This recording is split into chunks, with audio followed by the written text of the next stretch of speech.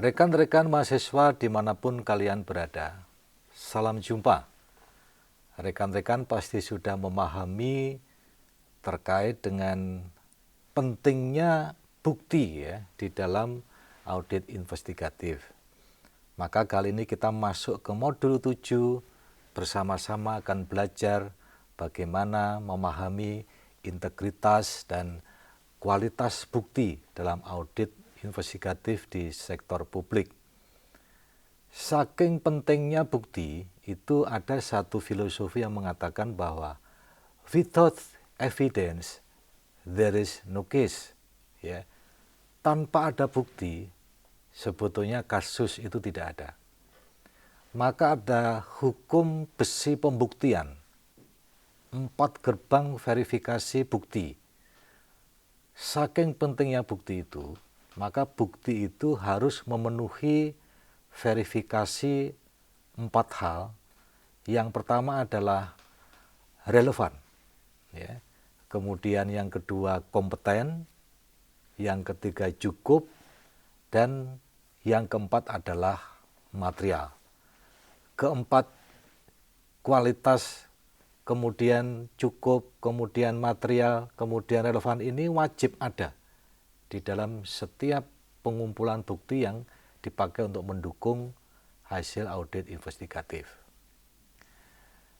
Maka taksonomi pembuktian itu menjadi sangat penting untuk diperhatikan. Ada klasifikasi dan spektrum kredibilitas. Ada bukti yang kuat, ada bukti yang lemah.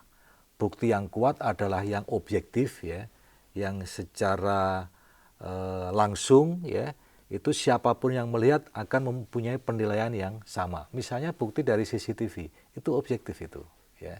Tetapi ada juga bukti yang lemah ya, yang sifatnya subjektif, yang sifatnya tidak langsung ya. Maka ini di dalam spektrum kredibilitas dianggap kurang kredibel dibandingkan dengan bukti yang sifatnya langsung tadi. Arsitektur investigasi itu membutuhkan strategi rantai pembuktian. Mulai dari adanya petunjuk awal, kita sering menyebut itu nanti adalah predikasi, ya. Kemudian membangun circumstantial case, ya, bagaimana kita bisa mengembangkan hipotesis yang baik, ya.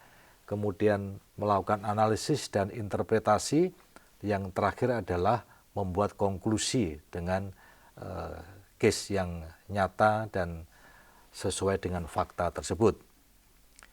Rekan-rekan mahasiswa yang berbahagia dimanapun Anda berada, ada persenjataan modern yang kita harus punya di dalam melakukan audit investigatif itu, yaitu mensinergikan antara teknik tradisional dan akselerator ya, teknologi modern ya. Ada beberapa tools yang bisa membantu untuk membuat bukti ini kredibel, sehingga jangan lupa ikutin perkembangan teknologi untuk mendukung bukti-bukti hasil audit investigatif kita itu adalah bukti yang kredibel. Dan yang terakhir, yang tidak kalah pentingnya adalah etika seorang auditor. Ada perisai integritas yang itu bisa menjaga profesional seorang auditor investigatif, yaitu adalah etika auditor. Jadi selain valid di dalam kita mengumpulkan bukti, yang terakhir yang harus kita jaga adalah etika. Tidak bisa nanti gara-gara kita melakukan perilaku yang tidak etis, maka semua yang kita bangun, bukti-bukti yang sudah kredibel itu rontok.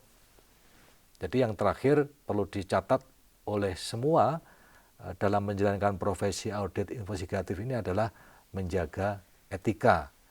Kecanggihan alat analitik dan kekuatan bukti material kehilangan seluruh nilai hukumnya jika integritas dalam proses pengumpulan dan independensi auditor gagal untuk diperhatikan. Jadi sekali lagi, jaga etika profesional.